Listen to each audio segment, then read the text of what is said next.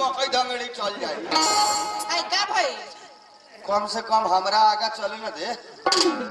रवा गाड़ी चला ना ठीक है तू चल ला। लोग कहते कहते ओका कोर पोछू बेटा दौड़ल जाई थी पाछा आगा चल ल केवन से हमर इज्जत रही मेहरारू पछाड़ी रहल ठीक बा। राम राम कहिए ठीक बा ठीक बा। मोबाइल में के बात ना कहिए। चल श्री राम जय राम जय जय राम श्री राम जय राम जय जय राम।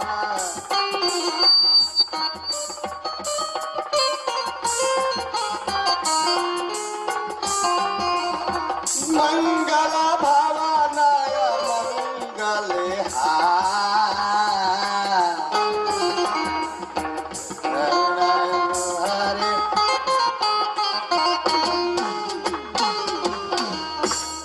ये बाबा के मठ बुझाई ये माथा धुन में फ्रेश न लग गई तो बड़ी घंटा बाबा बाबा भोग लगावे भीड़ गेलो ठीक बा।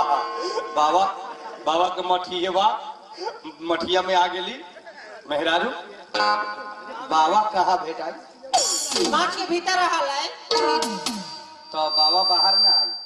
आई रवा रे बैठी हम भीतर से आवत झर बैले ठीक बा कौनी में रहे 1 घंटे के बाद आए 1 घंटा मठे में रह हम बाहर तूहे बैठ हम जाई हम न देख पावे आज वाली ऑपरेशन करा हम बाहर हो भी ठीक बा रवा काहे संखा तनी चले दुनु गोरा भीतर संख्या के बात नहीं की मेहरारू हमरा कहे का मतलब है तू अकेले जाई तारे आ कोई बाबा के तीसर का दृष्टि बिगड़ गई हम सब होशियारी में रही चल जोरे जोरे श्री राम जय जय राम मंगल भवना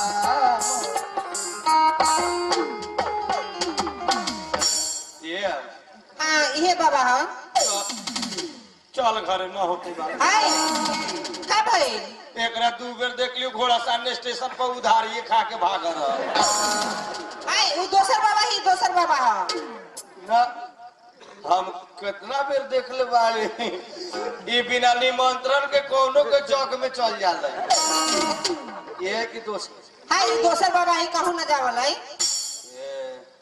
बाबा घड़ी बन ले बा टाइम से पूजा करल ठीक है पेटी और घुसका ने बाबा को छोट आसन होगी घुसका के बैठो को बैठ ना बाबा बाबा लग तका लगे बैठ बात ना बुझला मठ में सब ना शॉर्ट शूट होए के मेहरारू हां बाबा लेकिन बड़ी जुआल साधु देवगाना लेकर बोल सेवा करना सेवा करी हाँ तो बा सेवा ना करबो तो ले मेवा ना मिली है हम सेवा करतनी रवा भजन गाए मेरा हां बाबा जिंदे हो कि मर गेल है बाबा ध्यान में थर थर आई तो ना है ध्यान में कौना के ध्यान में हाय ध्यान में थोड़ी भगवान के ध्यान में हम कहले जन्म धान हम कहले बाबा धान में घूम रहल ध्यान में ये भगवान के ध्यान में एक बार भगवान के ध्यान में बाबा बाहा कौन भजन गाओ पुरानका में से गाई ना हाई वाला चली कौन कुआं कैले बा हाय भजन है 70 मठ पर ये बजाई ना चल ना दोसर गाई तो हाई वाला चलता ढोड़ी चाटा ना हाय भजन है ये सब ना ए तू कही तारे पुराना का हाँ ये तो ऐसे का ना तैका साइड में जाके खींचा ना आधा स्टेज में बैठल बड़ा संडवा पक्ष वाला से तैका हट जा आ जाई हेलो हेलो। बक्सा के स्पीकर लग से हट जाती आवाज आएगी। एक बात हम भजन गाय चले मेहरारू, तू बाबा के दिल लगा के सेवा कर। ठीक लगाई। श्री राम जय राम जय जय राम, श्री राम जय राम जय जय राम। मंगल भावना मंगलहारी, आधे घंटा में हो तो बाबा के लाकवा के बीमारी। घरे न जुटलो बाहर खा लो भांटा के तरकारी। श्री राम जय राम जय जय राम। बैलघारी मुरियारी रासा, बाबा के हो तो कूता के दासा। जय जय हनुमान गोसाई, जय जय हनुमान गोसाई। कृपा करम गुरुदेव के नाई, खा पड़ा फोर फोर चर चर नरिया खाई। शीशो के पाता बेल के पाता संग फेंट के चढ़ाई। कौन करी अपने के इतना कदर बाबा, कौन करी अपने के इतना कदर। जल चढ़ाए महादर उजल है बाबा जाके तो मार के मुआ दी। रात में हम कहने से पानी लिया। जल चढ़ाए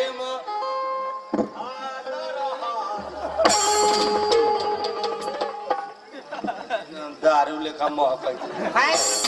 बाबा के कमंडल में दारू रहल कैसन महक दे दुधाइने मकता जरल घी ले आलो। हाँ। श्री राम जय राम जय जय राम, जय जय जय जय जय जय राम। श्री गुरु चरण सरोज रजाए, श्री गुरु चरण सरोज रजाए। निजमल मखुर सुधार, बरनहु रघुवर विमल जसो। एक फल मुरई के अचार, धन धन गुरु तेरा ही आसरा, धन धन गुरु तेरा ही आसरा। मिल गया मछली बन गया जातरा, बेटा चल गया विदेश तब तो ही पयासरा। पतोई पे कथी का असरा? ये हम प्रस्तुति न कहे दी, ये हम पूजा बिगाड़बे तू। पतोई पे कथी का असरा? फरिया के कही हमरा ये विदेशी चली सा शुरू बा। फरिया के कही कैसे पुता पे असरा रही? धन धन गुरु तेरा ही आसरा। हाँ। मिल गया मछली बन गया जातरा। हाँ। बेटा चल गया विदेश तब पतो ही आसरा। कैसे? जौना के बेटा विदेश चल जाये ना, हाँ। वो बूढ़ बाप के पतो है पासरा रहा। 3 बरस तो आई ना। हाँ। बूढ़ पुरानिया के सेवा पतो है ना करी। ए ना कही ना तब हम केना कहे हमर साधु बाबा हो। बाबा जागा जागा, एक बेर हमर मौगी में लाग। हमर साधु बाबा हो, तोरा गारावा में मालावा हो शोभवा, मुड़ में जटावा हो।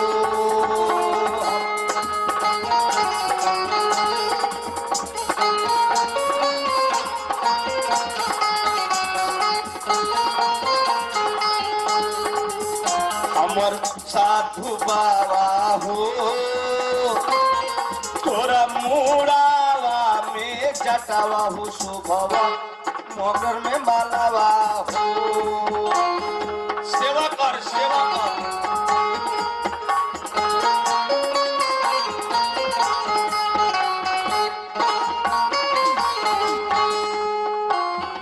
घरे रहत माला भात भात खैत ओढ़त टूटल चटाई बाबा उठ उठ घरे रहत तमाड़ भात खैत ओढ़त टूटल चटाई ठेहुन भर पोरावा में घुसुर घुसुर करत ठेहुन भर पोरावा में घुसुर घुसुर करत मुसवे लेखन खुरखुरैत बाबा